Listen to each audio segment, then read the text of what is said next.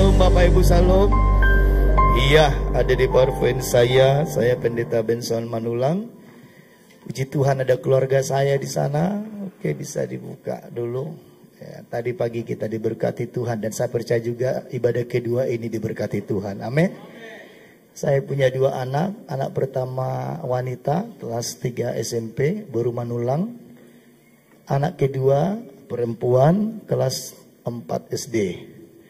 Istri saya baru Nirajai, Sian Pulau Nias baru Arefa, Inang itu baru Tajulu. Luar biasa. Saya berdoa semua suku dilawat Tuhan hari-hari ini. Salah satu tempatnya di Medan ini adalah GBI Metro. Salaman kanan kiri. Kamu rupanya nggak salah tempat bilang. Iya, berikan tepuk tangan buat Tuhan Yesus Kristus. Saya senang berjumpa dengan saudara. Perjumpaan kita tidak disengaja. Ada tangan yang tidak kelihatan sedang menuntun. Makanya saya berkhotbah tentang bagaimana kita belajar melihat Tuhan. Banyak orang mendengar tapi tidak mendengarkan. Banyak orang melihat tapi tidak melihat. Hari-harinya wanita ini, Yohanes pasal 4 ayat 24. Dia ngambil air dari sumur siang hari. Dia nggak mau ketahuan sama orang. Makanya ada ayat firman Tuhan ini. Satu-satunya manusia yang diberikan pengenalan Tuhan langsung secara pribadi, wanita ini. Saya cemburu sedikit sama dia. Kenapa bukan kepada ahli Taurat? Kenapa bukan kepada orang Farisi? Kenapa bukan kepada rasul-rasulnya?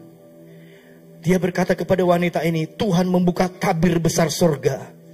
Hai wanita, wanita ini adalah wanita yang masa lalunya hancur berantakan, berkeping-keping. Hopeless, tidak ada lagi yang bisa diharapkan. Baru dia ambil kesimpulan begitu cepatnya dalam hidupnya. Rupanya manusia itu sama semua. Dia mencari jati diri sebagai wanita.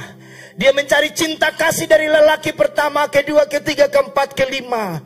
Semuanya mengecewakan. Memang manusia itu tempat mengecewakan Bapak Ibu. Adakah di antara saudara yang kecewa pagi siang ini? Nanti makan siang lah yang banyak, amin. Hanya Tuhan Yesus yang bisa menyembuhkan kekecewaanmu. Berikan tepuk tangan buat Tuhan Yesus Kristus.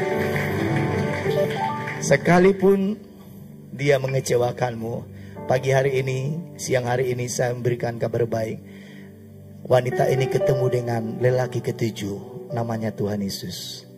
Mereka ketemu tidak di medsos, tidak di IG, tidak di TikTok. Mereka ketemu di pinggir sumur.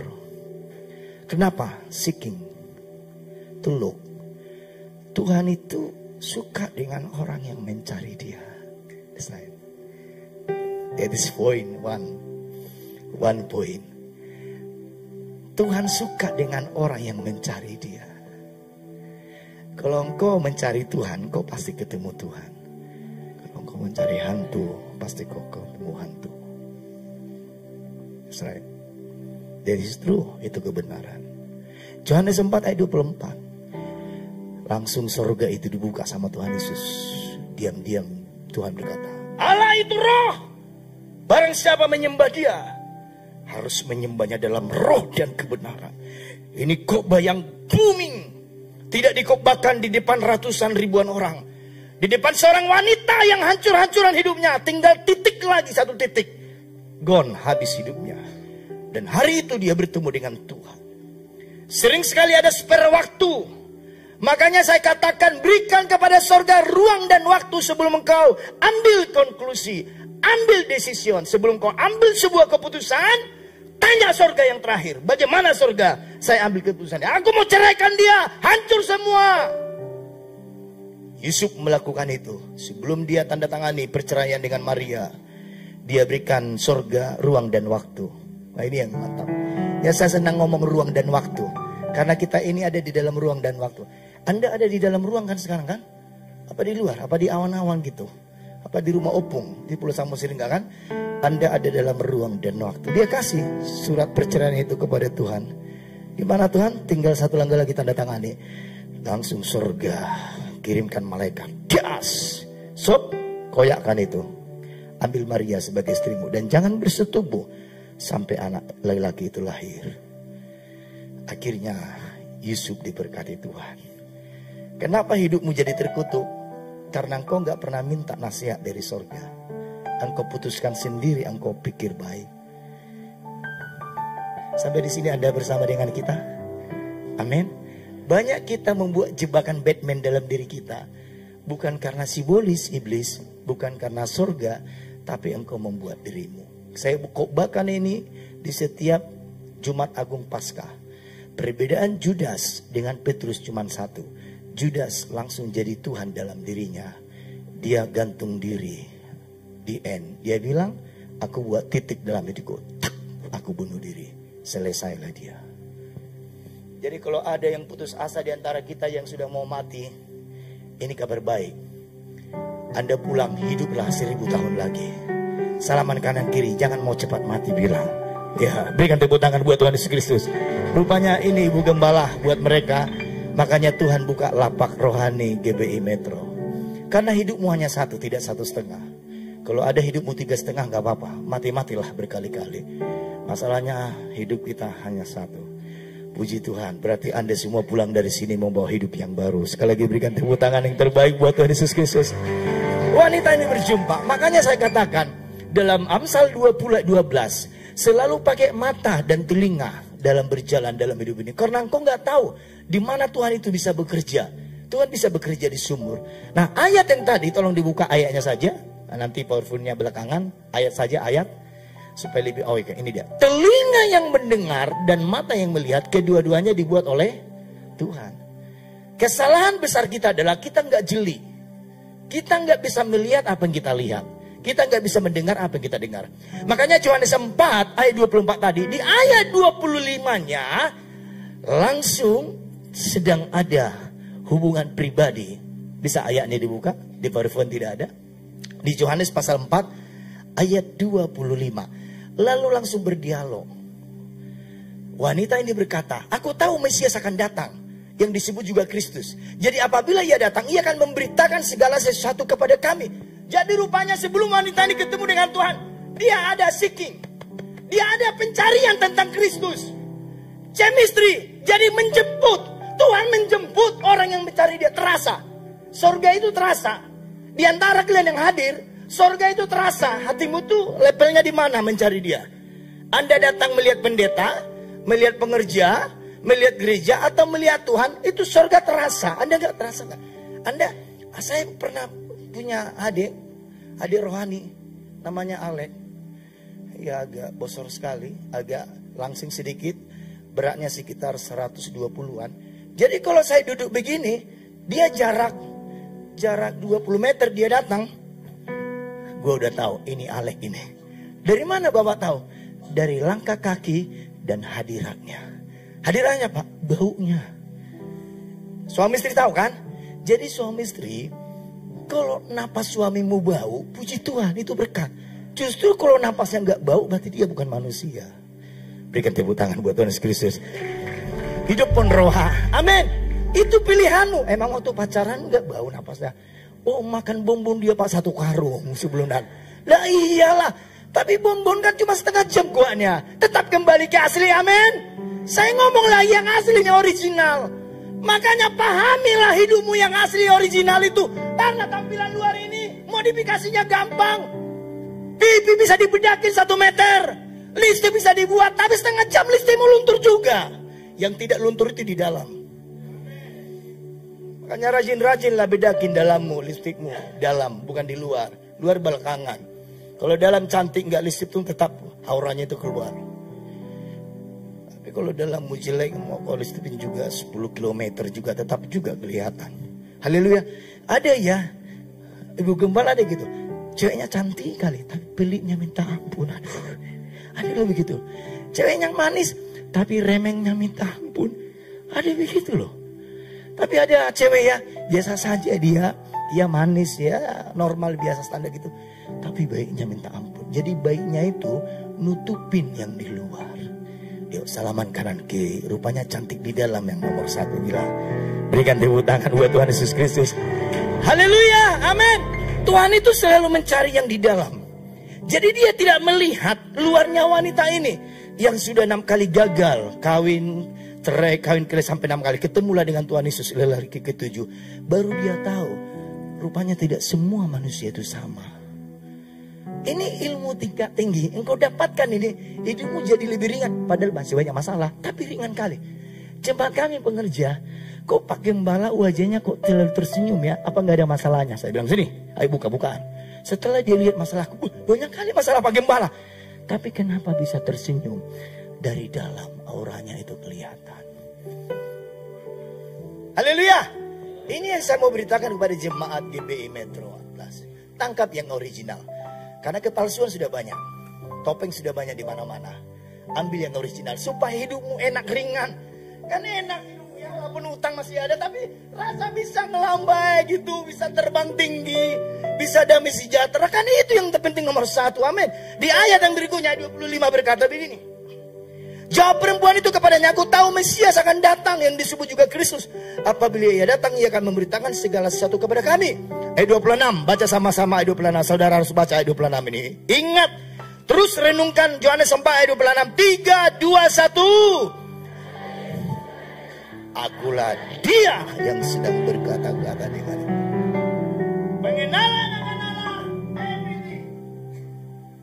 Pengenalan akan Tuhan di atas segala-galanya. Kenal siapa Tuhanmu. Makanya Daud sering main kecapi. Itu kan ya Bang Erik ya, lebih kurang beginilah kecapi itu. Kenapa? Detak jantung Daud waktu menyanyikan pujian kepada Tuhan, itu ngalir terasa dari benda musik kecapi ini. Teng teng teng teng. Itu yang membuat suara musiknya Daud itu naik ke surga hati. Yang dicari Tuhan pertama, Daud itu seeking Lord. Dia suka cari Tuhan. Hidup ini akan begitu indahnya. Sekalipun seabrek-abrek pergumulan masih kita on the way. Tapi kalau engkau kenal Tuhan, engkau mulai bisa. Saya HWA saya dengan istri baru lebih kurang 17 tahun. Sampai hari ini saya mulai belajar mengenal. Istri saya sudah tahu saya lagi kondisi apa. Dari mimik wajahku, dari perkataanku dia tahu. Papa sedang mengalami begini. Hal yang sama dengan Tuhan Bapak Ibu. Orang yang mengenal Tuhan secara pribadi, maka yang lainnya itu menjadi nomor 2. Tapi kalau engkau gak pernah dapatkan Tuhan, gak akan bisa. Masalah kuasa Tuhan itu urusan sorga. Kalau kita bicara kuasa Tuhan, oh my God, tak pernah terpikirkan. Kuasa Tuhan itu bisa menembus alam dimensi. Anda ada di sini, kuasa Tuhan bisa menyiapkan berkat di rumahmu sekarang. Itu jagonya Tuhan. Yohanes 4 ayat 42. Ayat 46. Ada seorang yang mau kenal Tuhan.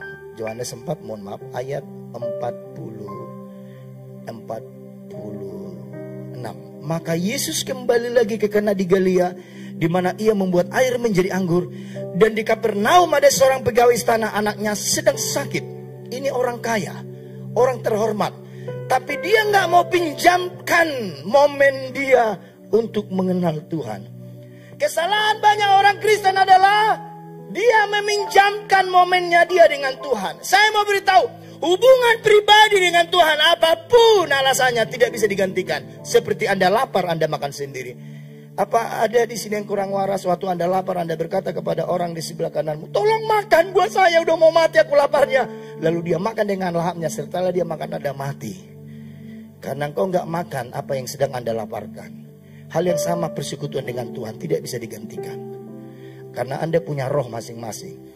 Tondemu itu satu-satu seperti sidik jari. Termasuk suami istri. Kami punya mesbah doa bersama. Tapi untuk doa pribadi kami punya masing-masing dengan Tuhan. Haleluya. Aku berdoa jemaat GB Metro mempunyai hubungan pribadi dengan Tuhan. Lihat ini. Dia datang sendiri kepada Tuhan. Ayat 47. Ketika ia mendengar bahwa Yesus telah datang dari Judea ke Galilea, pergilah ia kepadanya lalu meminta supaya ia datang dan menyembuhkan anaknya. Itu hampir mati. 48. Maka kata Yesus kepadanya, jika kamu tidak melihat tanda dan mujizat, kamu tidak percaya. Tuhan menegur dan menasihati dia. Saya mau beritahu Bapak Ibu, nasihat dari Tuhan adalah pintu pembuka mujizat dalam berkatmu. Kalau engkau percaya kepada Tuhan. Ayat 49, pegawai istana itu berkata kepadanya, Tuhan datanglah sebelum anakku mati. Kata Yesus kepadanya, pergilah, anakmu hidup. Jarak lebih kurang 40 km dari Kana ke Kapernaum. Waktu dia bertemu dengan Yesus, dia mengalami pribadi dengan Tuhan. Dia nggak pinjamkan posisi dia sebagai orang kaya, orang terkenal. Dia nggak pinjamkan hambanya. Hei, jumpai dulu Tuhan ya. Saya pernah pengalaman di satu pulau, ada seorang ibu sederhana. Dia punya jualan sayuran. Pas hari Minggu datang pagi-pagi sebelum saya pelayanan, kami misi ke situ. Pak Pendeta, Pak Pendeta. Oh ya Ibu, Pak Pendeta. Dia keluarkan uang 5.000. Pak Pendeta, tolong bawa titip uang persembahanku ke gereja. Mohon aku didoakan.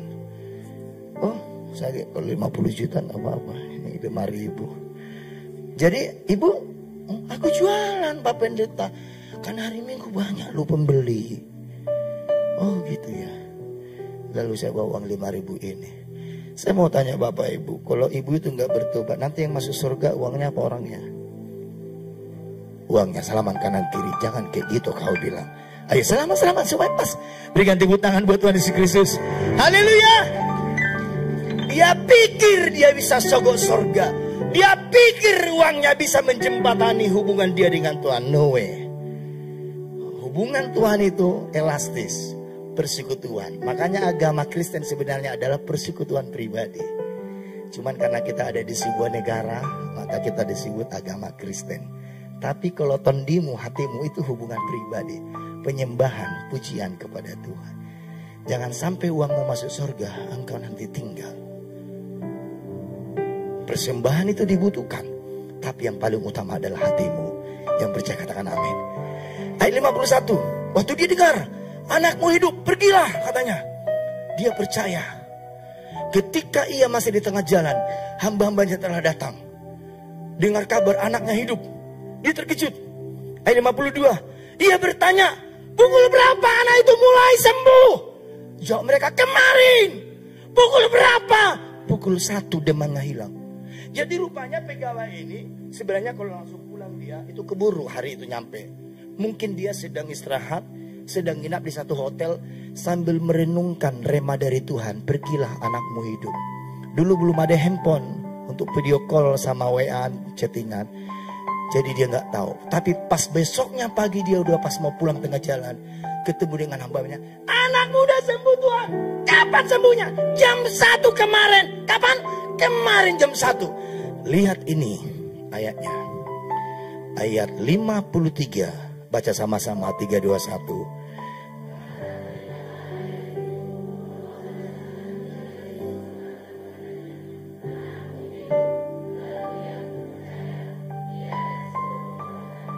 Haleluya.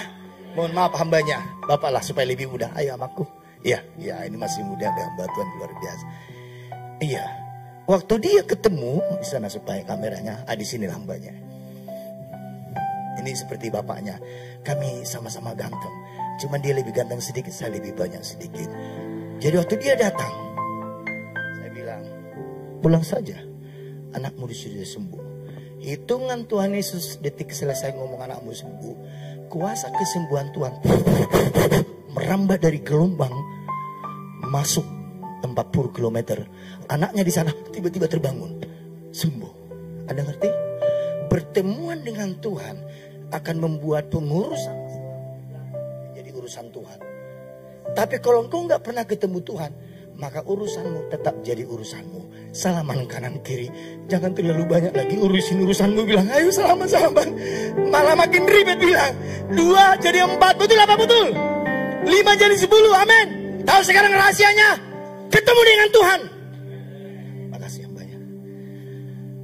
Udah punya calon? Oh, banyak. Haleluya. 40 km. Hitungan 1 detik selesai sama Tuhan. Jadi yang penting bagi Tuhan bukan kesembuhanmu, bukan apa yang kau minta dari Tuhan, tetapi hatimu. Jumpa dengan Tuhan segala-galanya. Baca ini. Kemarin jam 1. Kapan? Waktu Tuhan ngomong sama dia, anakmu sudah sembuh. Jagonya kuasa Tuhan itu luar biasa. Hitungan 1 detik 40 km. Itu lebih cepat dari tahun cahaya, Bang Eri. Itu lebih cepat dari Ferrari, Formula One. Yang ngomong siapa? Firman Tuhan.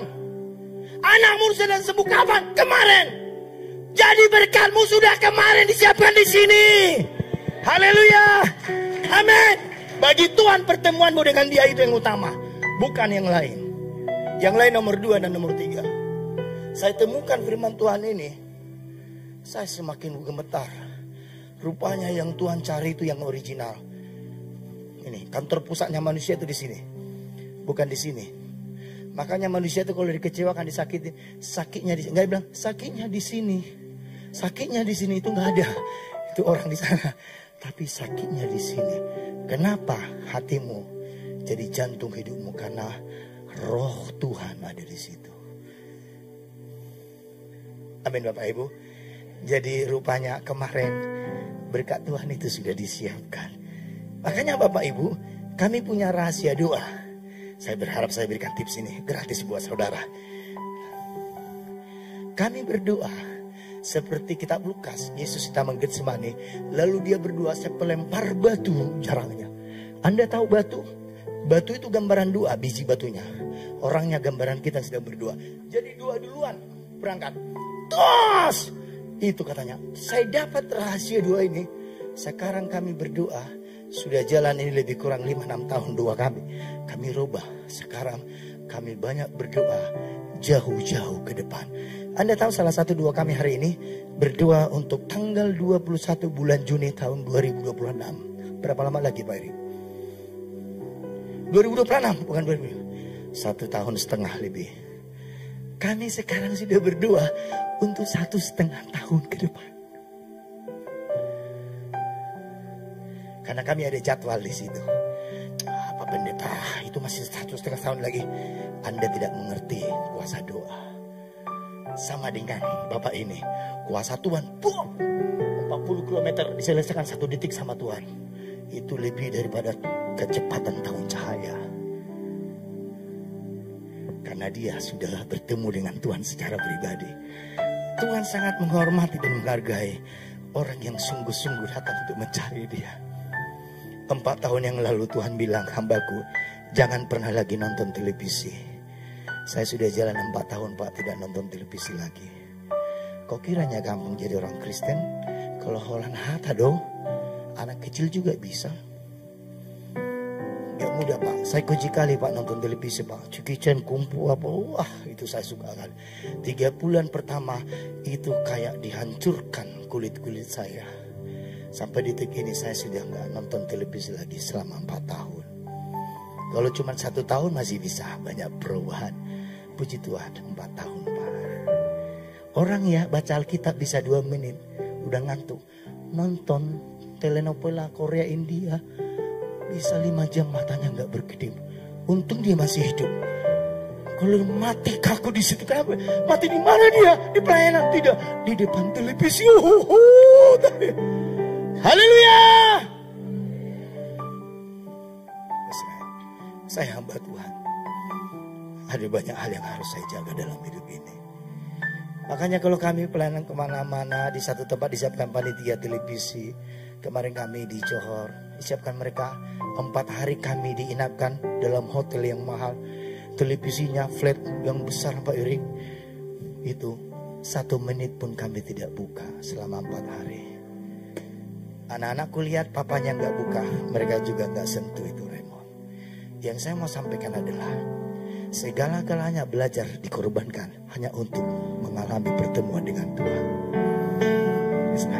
That is everything. Itu segala-galanya.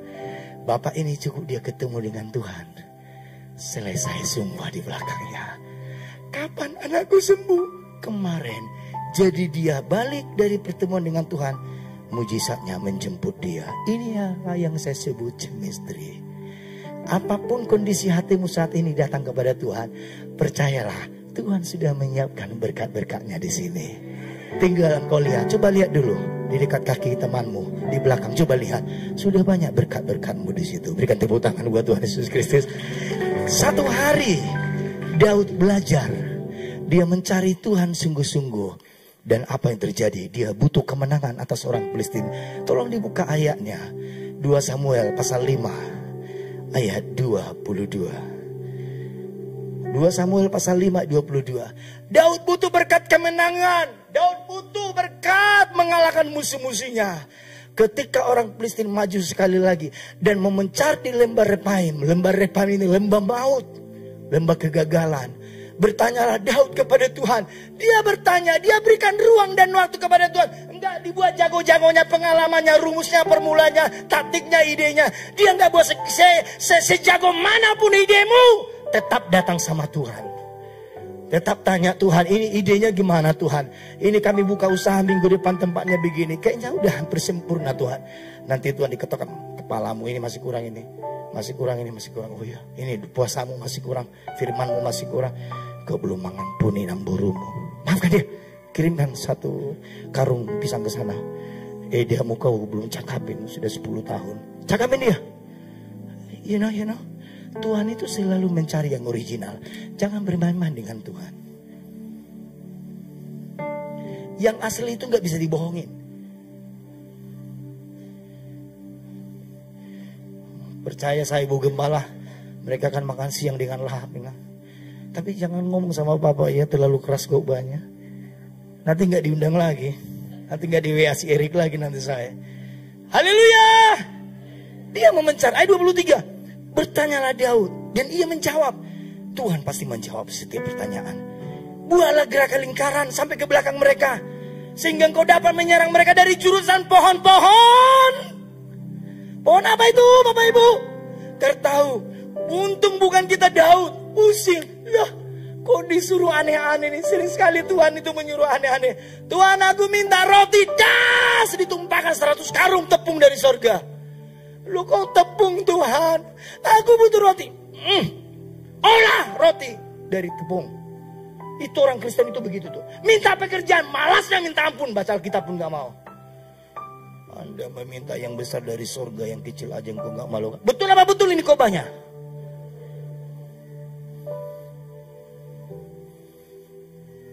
Minta roti, dijatuhkan 100 karung tepung. Bukan tepung Tuhan, roti. Olah tepung ini. Sering sekali Tuhan menjawab kita dengan warna yang berbeda. Tapi intinya tetap jawabannya sama. Belajar mengenal Tuhan. Tapi kau gak dapat ilmu tingkat tinggi ini sampai kau dapatkan Tuhan. Daud sebelum mengambil kemenangan, dia tanya Tuhan. Waktu Tuhan beritahukan yang aneh, unik. Buat lingkaran. Tidak ada hubungannya dengan peperangan melawan orang Filistin. Tapi dia belajar taat kepada Tuhan. Orang yang selalu dekat dengan Tuhan akan mulai mentaati Tuhan. Sekalipun lari dari logika.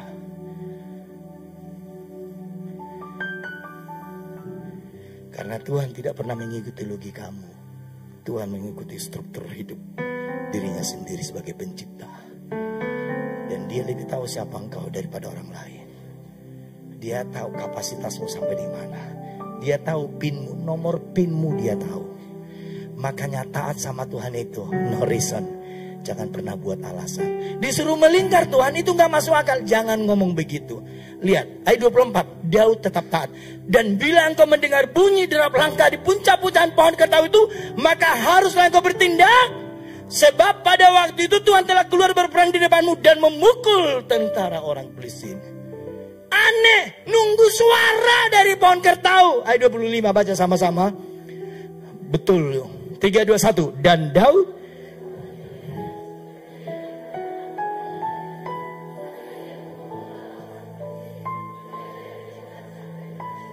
apakah kenyataan cara Tuhan? Cara Tuhan dengan caramu seperti tingginya bumi dengan langit. Tapi engkau gak akan pernah bisa mengerti cara Tuhan bekerja sampai engkau dapatkan hatinya. Karena di situ rumusnya Tuhan di hatinya. Ada di parfumnya ya dek, pohon kertau. Saya terkejut setelah tahu pohon kertau itu apa. Dulu pahlawan kita melawan penjajah, pakai bambu runcing. Masih mendingan, ditusuk bisa mati. Ini pohon kertau di parfum yang pertama, kalau nggak salah. Di parfum yang pertama. Pohon kertau. Inilah dia. Saya mau tanya, tolong jawab dengan jujur. Jemaat GBI Metro 18. Cocok nggak ini untuk perang? Dia udah gini-gini lambai-lambai. Kau gini, kau datang sama musuhmu yang bawa tombak, bawa pedang. Kau datang gini-gini. Bah, apa ini? Diembus aja ini. Udah langsung mati. Ini pohon kertau. Tapi cara Tuhan. Hubunganmu pribadi dengan Tuhan menghancurkan logikamu dan caramu. Selesai. Kenapa orang Indonesia sulit sekali mendapatkan mujizat? Karena kau terlalu pintar dari Tuhan. Kau ajarin Tuhan. Gini Tuhan. Detukkan kepala sekali Tuhan karena dia yang salah. Bah, hebat sekali kau jadi orang. Nyuri-nyuri surga mendetuk orang. Betul gak Bang Eri?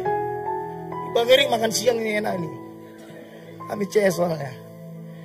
Udah lama gak jumpa, udah saling merindukan kami. Tapi dia udah punya istri. Haleluya! Kenapa kau sulit dapatkan mujizat Tuhan? Terlalu lebih pintar kau dari Tuhan. Kau gak mau duduk tutup mulut, lakban mulutmu. Hanya menyembah dan bersyukur. Makanya putar pohon kertau. Pohon kertau yang masuk akal Tuhan. Oh putar-putar. Lah tuh tetangga mi, salam dia. Udah gak selamat 100 tahun. Asa tersok tiba-tiba jantungan. Bahkan apa? Karena perbatasan. Ada orang di sini yang udah cakapan dengan tetangganya. Mana tahu besok kita mau masuk surga. Nanti takutnya nggak jadi. Pulang dari sini bawa 3 sisir pisang barangan. Langsung lempar ke rumahnya. Berikan tepuk tangan buat Tuhan Yesus. Lah kenapa Eda kau tumben? Gara-gara korban kok banyak Pak Pendeta besok. Mohon maaf Ibu Gembala. Tapi memang inilah yang Tuhan mau. Supaya jemaat di sini kuat. Akhirnya daun. Mana tadi pohonnya? Daun ini. Baru ketahuan rahasia surga. Rupanya next ke bawah. Arti daripada kertau itu adalah air mata. Sama-sama katakan air mata. Baru aku ketemu. Kata Ibrani dari kertau itu baka. Sama-sama katakan baka. Dalam bahasa Yunani sikaminos. Cuman satu-satu ayatnya di kitab Mazmur. Ayatnya baka. Mazmur 84 ayat 6. Next ke bawah. Inilah dia ayatnya. Apabila melintasi lembah kertau atau baka, mereka membuatnya menjadi tempat yang bermata air. Bahkan hujan awal musim menyelubunginya dengan berkat. Jadi baka itu nutupin, diselubungin berkat yang mau dikasih sama Tuhan. Jadi kalau engkau banyak menangis di kaki Tuhan, maka tangisanmu itu menjadi pembungkus berkat surga. Jangan nangis di kaki lelaki. Nangislah di kaki Tuhan. Betul loh. Mazmur 126 berkata begini. Next ke bawah. Orang-orang yang menabur dengan mencucurkan air mata. Rupanya di dalamnya ada sorak-sorai. Oh my God, this is true. Orang yang berjalan maju dengan menangis sambil tabur benih. Disakitin, dipina, diomongin. Tetap kau tabur yang baik. Dipandang sebelah mata karena matanya rusak sebelah. Engkau tetap buat yang baik. Luar biasa, nggak apa-apa. Kau kenapa tetap tersenyum dipandang sebelah mata? Emang itu matanya sebelah sakit Pak. Oh gitu ya. Saya lebih enak berkobar padanya enakku. Karena memang itulah hidup kita. Kalau nggak diginikan jemaat ini nah, tangguhan masuk surga. Bersyukurlah kalian ada di GBI Metro ini loh. Jangan kemana-mana ya, tak baptis 100 kali. Saya ini gembala ini sahabat kental saya. Saya cross dengan beliau, banyak belajar. Saya ngomong sama Bapak, saya masih harus banyak belajar dari GBI Metro ini. Udah tertinggal jauh saya di belakang. Orang yang berjalan maju sambil nabur benih, pulang dengan berkas-berkasnya. Kau datang ke gereja, tangisin edamu yang sudah gak mencapai engkau 1000 tahun. Tangisi di sini. Asal dijama utuk-utuknya sama Tuhan. Jangan kau yang menjama. Sini dah. Buka utuk ini. Dipotong tanganmu nanti. Percaya sama saya. Udah kau ngambil itu kami. Betul apa betul? Haleluya. Next ke bawah. Rupanya air mata orang itu di kitab Mazmur, itu rupanya didaftarkan. Sengsara engkau menghitung air mataku, kau taruh dalam kirbanmu. Di sorga di samping sebelah kanan Tuhan Yesus ada sebuah kirban. Nampungan air mata jemaat GB Metro ditampung di situ. Lihat itu. Lalu didaftarkan satu persatu air matamu ini. Bukan aku yang ngomong, firman Tuhan. Didaftar. Oh ini udah nangis ini 100 tahun, kasihan. Langsung didaftarkan. Malaikat kirimkan berkat buat dia. Siap, ini jodohnya umurnya udah hampir 30 tapi nangis terus ya. Malaikat kasih dia lelaki yang terbaik dari GB Metro. Dikasih yang terbaik. Itu yang betul. Sama-sama kan itu yang betul. Kenapa Daud mau melakukan yang tidak cocok dengan logikanya? Karena dia mengenal siapa Tuhannya. Enggak mungkin Tuhan yang menjerumuskan dia. Hanya ada lagu ya Pak ya dari Geba. Bawaku ke gunung kudusmu, di tempat kediamanmu. Yesus, biar musik menyembah Tuhan dengan lembut. Sedang nyari sambil ibadah. Bapak, ya Bapak, sini Pak, sini. Iya Bapak, Bapak suami. Iya Bapak suami kan, enggak istri kan? Oke, nah, sini Pak, sini Pak, sini Pak. Oh, itu istri Bapak, coba Pak, coba Pak. Coba Pak, jangan lihat istri Bapak, enggak hilang itu. Ambil ini Pak, ini apa Pak, tisu, angkat Pak. Satu lagi, satu lagi, satu lagi. Siapa namanya? Rapio.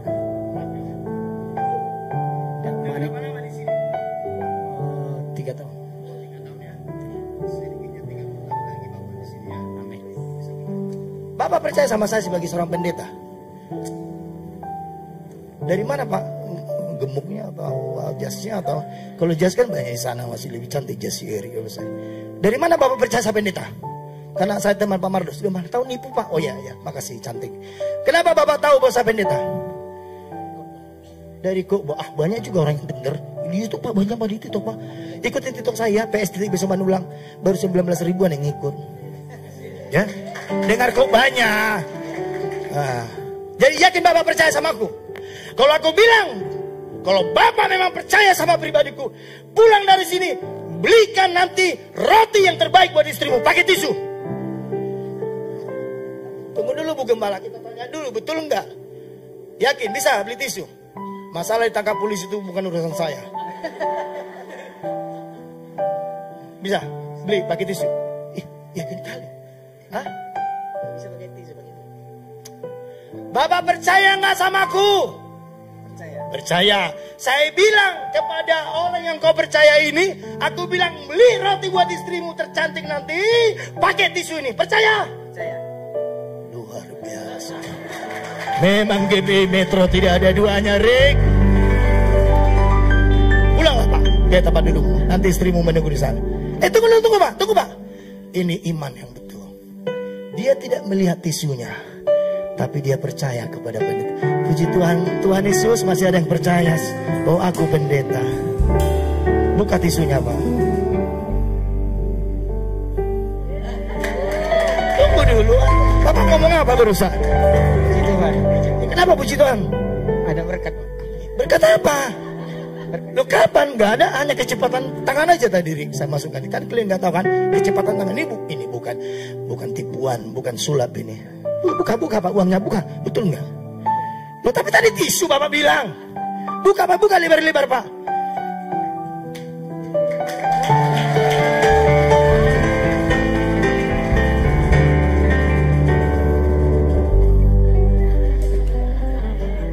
Dia kena urapan dia Pak.